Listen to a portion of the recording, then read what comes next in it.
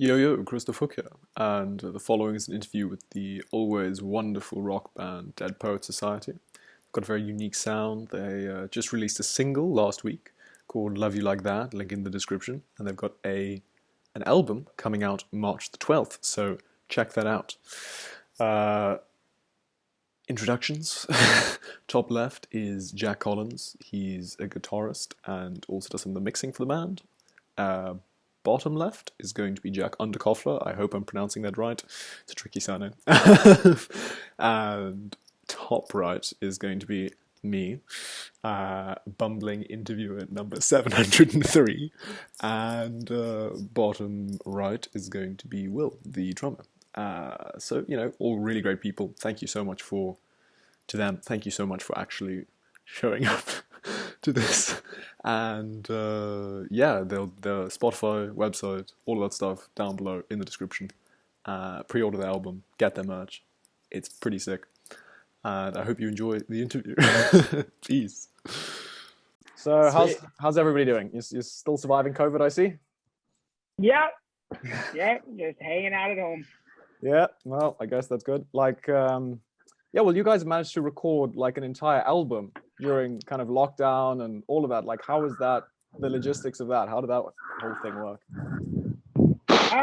It wasn't that bad actually, because, besides the four of us, we don't really hang out with anybody else. So we quarantined for a few weeks and it just wasn't cutting and nothing was getting done. So we were just like, all right, well, it's just the four of us and we haven't been anywhere. So I think we need to start meeting again and getting this done. And so we just came over and kept pumping it out. And it took a while, but when the pandemic hit, we were so close to the end. It was just like mostly putting the finishing touches on everything. Okay, yeah. So you guys, like, how long have you been working on the album for? About 2 years. Oh damn. Okay, that's Yeah. some serious stuff. Okay. Well, Long congratulations. time. Yeah, Thanks. First record album as well, I think. First official thing. Yeah, first full length. God damn. Well, congratulations and best of luck with that. Appreciate it. Yeah. So your sound's going to change for like the new album. Like, is it kind of the same stuff you've been doing, which is like really great and unique, or like what's the? It's actually it's gonna be all really generic. Oh yeah, I'm sure it is. Yeah. Shame. We figured, let's just go with what sells, and so we decided to make stomp clap music, and it's all gonna be just very in the box and generic sound. Okay. Well, yeah. Can't always be cool, but yeah, exactly. But for real, I don't know, Jack, do you want to answer? Yeah, we kind of just do what we always do, which is just go with our gut, put the best song forward. So it's kind of a taste of everything. We got like heavier songs than we've ever released, the heaviest shit we've ever done, and we have the softest shit we've ever done. So I guess that's kind of like your typical spiel from a heavy band, but I think it's definitely got like every single track to us is really, really special and important, and evokes a different emotion for us as listeners. So that's kind of what our goal was to throw you for a loop every single track and hopefully, keep you engaged the whole time. So it was very much like a concept from start to finish, the album. And I think it's a pretty good evolution of our previous records, EPs, but we'll see. We've already kind of started writing new stuff since we finished the album like a year ago almost. So the sound is already like way ahead of the album that's coming out. Because I guess like that is like a big thing, because I think Van Morrison spoke about it, where he was saying like, the albums come out so much later than they're actually made. So a lot of the emotional connection is like not really still there. But yeah. Right. Yeah. I tend to agree with that. It's like by the time the album's out, the songs are old to you, and you through the mixing process, you've heard them fucking 2,000 times. So you're pretty much, by the time the album comes out, you pretty much hate it. But yeah. Yeah. Yeah, but I guess it's always good to see like fans' reactions and and stuff. But Oh you, yeah, of yeah. course. We're still super proud of it, and hate it is obviously hyperbole. Yeah. So, Yeah. yeah. But so you guys have a lot of fans from Mexico, I think. I saw somewhere. That was how did that happen? That was kind of crazy. Yeah, we pretty much got our start. I mean, the first validation that we were writing something that people wanted to listen to was from Mexico, because this guy named Joe, who ran this YouTube page down there, he was like a reaction YouTuber, and we decided that when we first released Sound in Silence, we didn't know shit about marketing, and we don't know how to use Google AdWords, and so we had $100. We were like, let's just put $100 into advertising for it. And so we just kind of kept putting in different countries and area codes, and we landed on Mexico because it had the biggest reach, and we were just like, fuck it, let's do it. And we hit send. It ended up being like the best $100 we ever spent, because he found it when he was like just browsing through YouTube, and he was like, oh, this is sick. And so he shouted it out at the end of one of his videos, and out of nowhere, I remember I was walking home from a class, and I was just refreshing the YouTube app, and it was like 60 likes. I was like, oh, that's pretty cool. Like 1,000 views. Like that's pretty sick. It's better than anything we've done. Refreshing it, 62 likes. Refreshed it again, 300 likes. I was like, whoa, what the fuck? And and turns out Joe had a band down there, so he was like, if you guys want to tour, just let me know. And we were like, fuck yeah, like let's set something up for like February or something. And we were like, okay, cool. And so like a week went by, and we were like, we got to buy those tickets down there. Like we got to do this. And another week went by, and then another week went by, and then I was laying in bed one night, and we had just gotten some money in from a sync opportunity that we got with this company called Marmoset Music. And I was like, well, we have the money. And I think it was like 2 a.m. I was just laying in bed. I was like, fuck it, I'm gonna buy the tickets. And so I messaged the group, and I was like, we're doing this. And so I bought the tickets, and I messaged Beth or Joe, and he was like, oh fuck, you're actually coming. Okay, cool. So we booked the tickets before there was even any sort of semblance of a tour or anything. Yeah, well, like, I guess that's, spontaneity is always great for most things. Yeah, exactly. Yeah. But like, I mean, going back to what you were saying about like kind of the whole social media influence, like the dude shouted you out or whatever. But like it's genuinely crazy, like how influential stuff like that is. Like, if you look at Mother recently with like TikTok, like their song went viral, and they just blew up like hardcore. So, Yeah, it's insane. I mean, like the idea of virality is just so intangible till it happens. It's just kind of like this thing that happens to other people. You don't think about it, and then even Sound in Silence, it didn't really blow up. It got like 300,000, 400,000 views on YouTube from the fans, but it started our fan base, because those influencers don't just have random people watching their videos; they have devout fans that live and die for them. So if he says something's good, they say something's good. And so that's the crazy thing about just social media in general. It's just like it's gone from randomness to these cult followings and thousands of cult followings. Yeah, the whole cult celebrity thing, like it's pretty crazy, but like exactly. Yeah. But I was looking through like who you guys were following, just like out of interest on Instagram, and I saw that you were following Boston Dynamics. Like who's what's the deal with that? That was me. Yeah, that was me. I think I accidentally followed them. I didn't know, but I followed them, and then I was just like, well, I'm not going to put the effort into unfollow them. So it scares the shit out of me every time I open our Instagram. Yeah, I know. Oh, cool. The end of the world is getting a little closer every day. Yeah, no, it's like insane. Like I think the most recent thing they posted was that like robot dancing to like some tune. Yeah, that was like, pretty wild, right? Yeah, and I love the way that like the designers were just like, hey, yeah, no, what shall we do on New Year's? We'll just do this. This is fine. Yeah. So it's crazy. To think about the like probably like hundreds and hundreds and hundreds of hours that went into just that fucking 2-minute video that was completely pointless and doesn't even really benefit anybody. Yeah, no, but it like I mean it's Wild. crazy even like going back, 10 years or so and looking at the videos they were doing, and it's like robots could barely like climb hills and stuff, and now they're like doing front flips off like parkour stuff, and it's like it's insane. It's genuinely insane. It's absolutely wild. Yeah, no, it's It's like one of those few things that you always think of the future being the future. It's like, oh, it's gonna have flying cars and all this shit. But there's a couple things now these days that you look at them and you're like, oh fuck, this really is the future. Like we're in it now. Yeah, yeah. And that's one of those things where it's fucking eerie watching something walk around like a human. yeah. Well, there's an episode of Black Mirror, Metalhead, Mhm. the one that's in black and white or grayscale. It's where there's like those black metal dogs.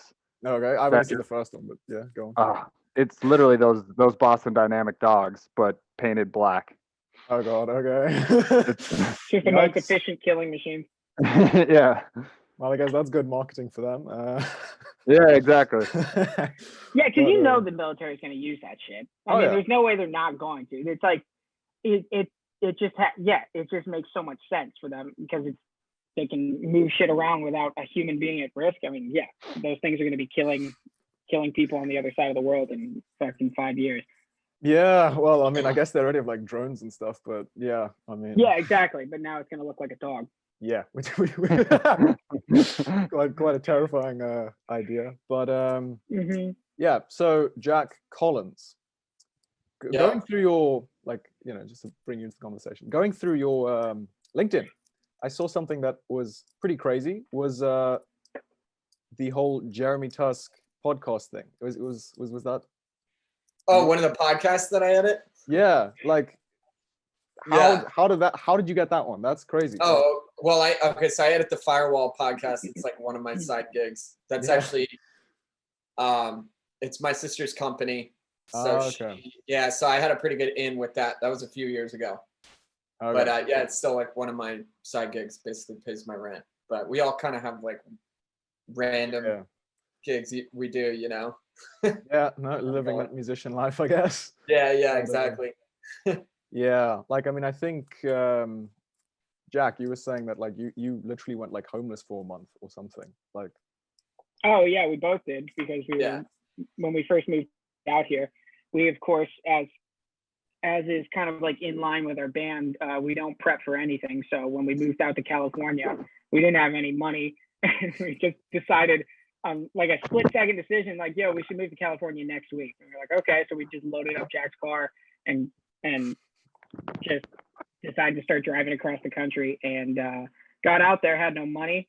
And turns out, without us knowing, we had been evicted from our last apartment, but we're still allowed to live there somehow. So it showed up as an eviction notice, but everybody back in Boston was still in the apartment.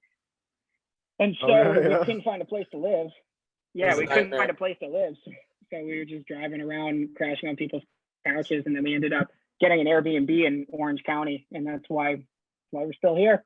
Okay, wow, damn. Okay, so that's Barely again made just it. spontaneous. Yes. Yeah. Yeah, we're very impulsive. We really are. Yeah. Well, I mean, I guess so. Like, what would you say the biggest differences between like where you are now and Boston, and like kind of the places you've lived, kind of like musically? Like, is there? I mean, I guess there's more people in LA kind of doing music.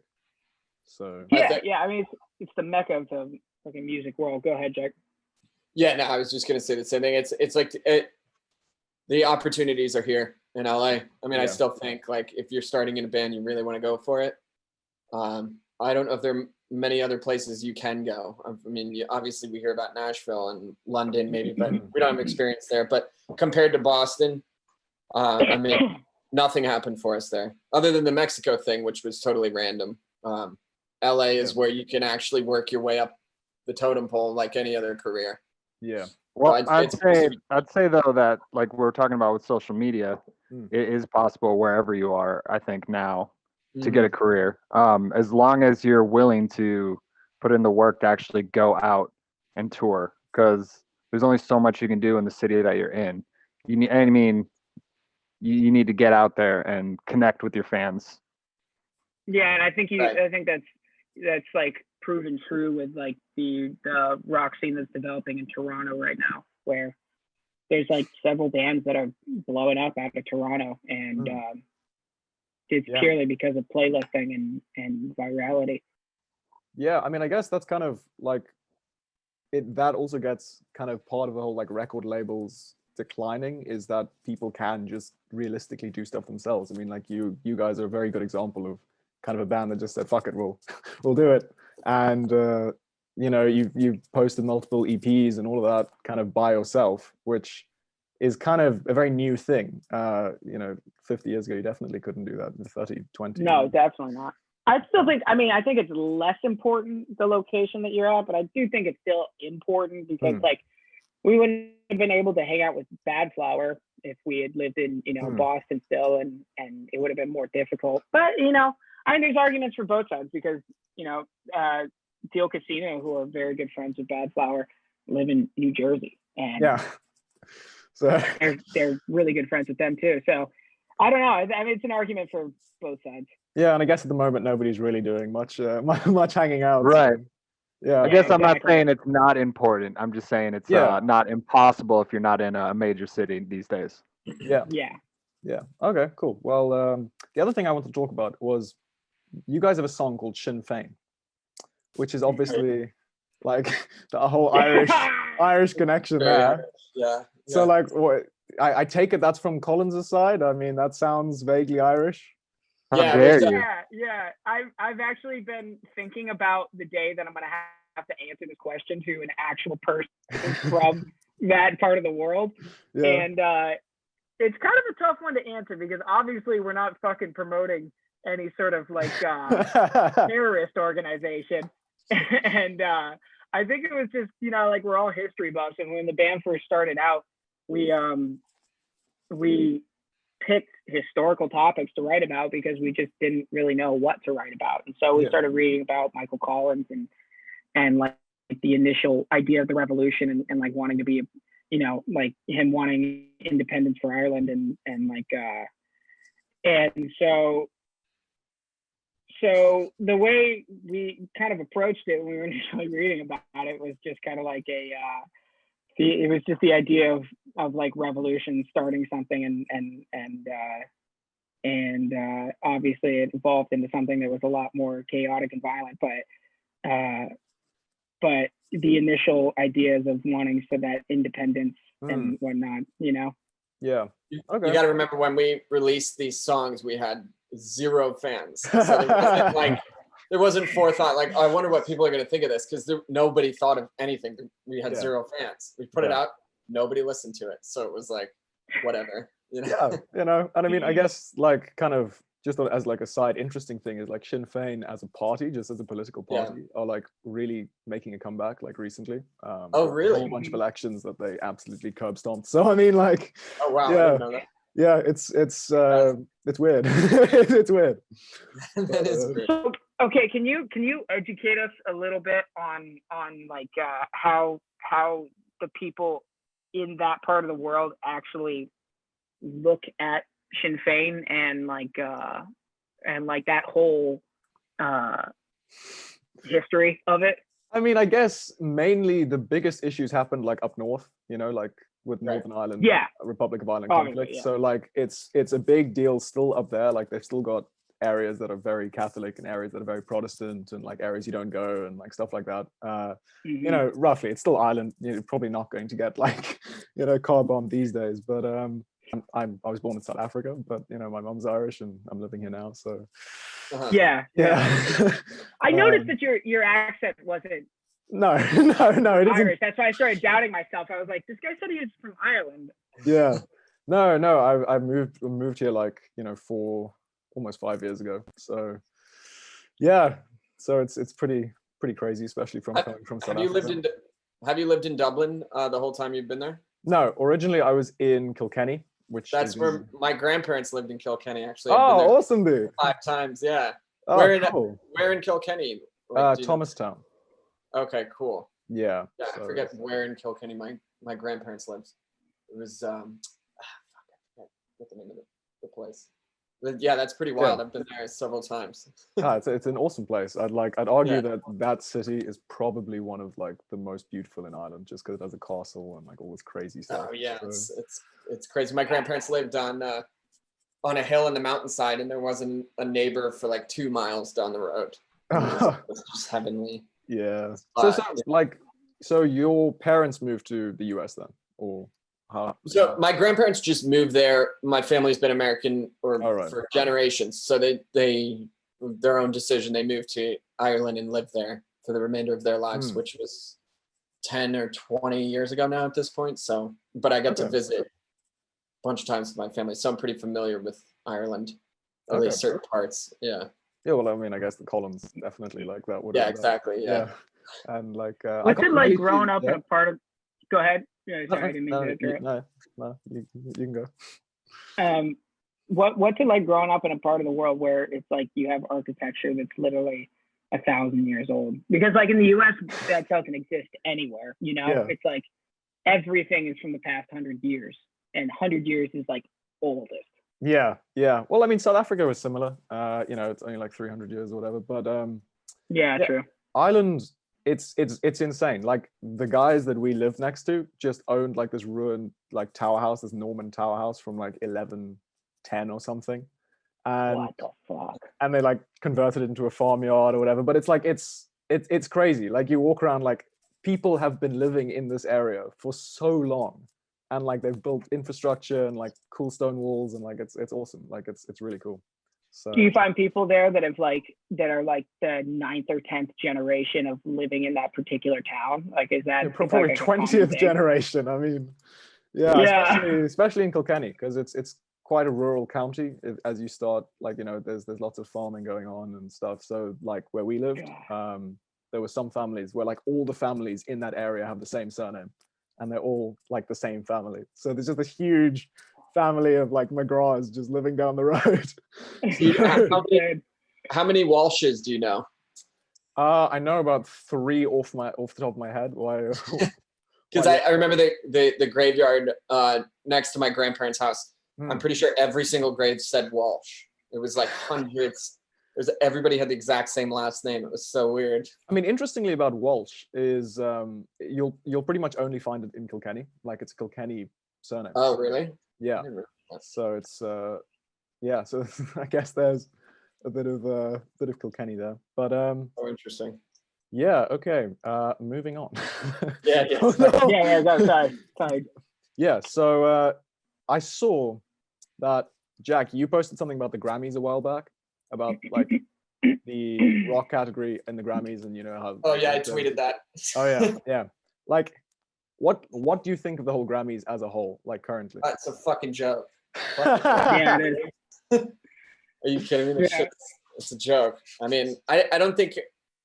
I kind of take pride in it that like the rock bands that we listen to and the rock bands that are coming out right now are pretty much completely unknown. Like our little scene is very buried, and I doesn't necessarily need to become mainstream. I think it's fucking cool the way it is. But I also think the Grammys, whoever runs that, they're just the most misinformed listeners on the planet to think that fucking. I don't even remember the names of the bands. I mean, no hate on the artists, but it's like the type of music that they throw in the rock categories, like fucking. Yeah, no, it's not like full on rock, But, No. Yeah. It's not like it needs to be 2 guitars, a drummer, and a singer. It's just like there's great new heavy music out there, and you're just gonna like ignore it or not put in the work to find it. I mean, and I'm not talking about our band. I'm talking about there's dozens that we listen to that we're fans of, and it's like you're just gonna fucking ignore it or not put in the work to find it. I don't know. And on top of it, it's like the Grammys are just this archaic way of selling records. I mean, that's the whole purpose of it. It's not like you sign up, you pay some sort of like membership fee, and then all of a sudden you're allowed to vote in genres that you don't even listen to, So that's why you get all this like you get like bands from like, not to say they're not great bands when they were fucking huge, but you get bands from like 25 years ago that are still like winning the Grammy charts because you have these people that listen to any other type of music, and they're just like, oh, Blink 182, I recognize that. Yeah, yeah. you know. Yeah, fair enough. I mean, I guess that's kind of happening with like all major awards. Like with Yeah. with the advent of the internet, they kind of become a bit irrelevant. So Yeah. I mean, Yeah. time will tell what, music lasts and what doesn't. Like, how many Yeah. Grammys does Jimi Hendrix have? Yeah. It's Yeah. true. Big old goose egg. yeah, How many well, posters of Jimi Hendrix are on teenagers' walls? quite a few. Yeah. So Yeah. But I mean, yeah. So I guess that's true. Now there was something here. Yeah. So basically, you, Jack, started like posting about like guitar stuff. Like you've got one video where you just do, I think, Coda. You were just kind of going through the guitar stuff. Are you planning on doing any more of those? Like, is it on the radar? Yeah. I think it kind of took a little bit of a backseat, but yeah, I think a lot of the people that listen to our music are musicians, so I think it does help when because we've seen so many covers out there, and the thing is, we play in such bizarre tunings. Yeah, really crazy. Yeah, and I think it's primarily because it's like I think I'm the main problem for all the weird tunings usually, because like when I'm playing something, I'm trying to figure out how it sounds best, or just trying out random shit, which ends up being a real bitch live. But but I mean, people have come pretty close. But the thing is, it's like with Coda, it's tuned G G B G B flat D, and you're not going to know that unless the person it tells them. So I think that was probably pretty useful to a lot of people who wanted to actually know how to play the song. Cool. Yeah, no, I think it's great. It gives them a bit of an insight also, like to just how you guys sound the way you sound, because you do sound quite unique and like out there. So, it's I good. appreciate it. Yeah. Okay, so like touring, COVID's happened. What's up with touring? Is that like just on the rocks or what? No, we got pretty big plans in the works right now. Nothing we can announce, but luckily we did sign with a U.S. agent and a European agent shortly before it happened. So the timing wasn't too bad. So if all goes as planned, if people get vaccinated in time, we should be getting to quite a bit of different corners of the world by the end of next year. I think that's all we can really say, right, guys? Yeah, I mean, we have one that we've been announced on Download Fest. Yeah, I saw that. Yeah, whether June. or not we tour the UK is whether or not we tour the UK is purely based on how the restrictions are. But I mean, or if the festival even happens, is going to depend on what the restrictions are. So, but that is confirmed. So, if there is the opportunity to play Download but not tour, then we'll probably just play Download. But if restrictions have lifted to the point where small venues can open again, then we'll probably tour around that. Cool. Well, hopefully Download goes ahead, because I'd love to go look at that. Fingers crossed. Yeah. So and also like check out Ireland if you're ever touring. I'm sure there's tons of people who'd listen. Oh yeah, dude. We have been we have been looking into, our agent has been looking into dates surrounding the UK as well. So Ireland, France, that kind of thing. So yeah, they're all in the works. We definitely have plans to get to all those countries, but it's obviously COVID depending. Yeah. Okay. Cool. Well, hopefully that works out. I mean, I think Europe's hit quite bad with like lockdown. We're all stuck inside. Yeah, dude. Yeah, I know. Same. But like, did you guys have like restaurants open and stuff, or was it just fully closed? Different in every state. Oh, okay. Yeah, different in every state. They're kind of leaving it up to every state to govern how they see fit. And we had restaurants open outside, then not open, and now I think they're open outside again. It's bizarre. It's just like a clusterfuck. They're open outside. Oh, okay. Yeah. Yeah, well, it's better. Because I thought everything was closed, and then I picked up some sushi last night, and the restaurant had outdoor seating. So I was like, I don't even know what to think anymore. Yeah. Yeah. Okay. And then kind of just lastly to wrap it off, like who are you guys listening to right now that you think are like really, really G and like changing stuff? Uh, Um, You got a good boy in Ireland, Dermot Kennedy. Oh yeah, he's always on the charts. Oh yeah, I've been Yeah. listening to a lot of him. yeah. I've been listening to a band called Zig Mentality, which is Mhm. they're super badass. Band called Ready the Prince. Band Cleopatra is another band. God, there's just so many good like new young rock bands like trying to do shit. Everybody brings their own message. So, but those three bands are on my top right now. Any others for you, Will? Of like new rock bands or just in general? Because I guess in general. Yeah, I mean in general, whatever you're thinking of. I don't know. I've been listening to our mixes and freaking out about the release. Good answer. Good answer. I've been listening to Death from Above, 1975, 1979. Who else? I don't know. For me personally, it's, whenever I'm driving around with my girlfriend, she's the one that listens to new music. So whatever she puts on, I'm usually listening to. Okay, well, fair enough. But cool. Is there anything you guys want to just add or like, say? Okay, so are you taking classes right now? Well, we've just finished like major exams like yesterday, actually. So Is that via like Zoom like this?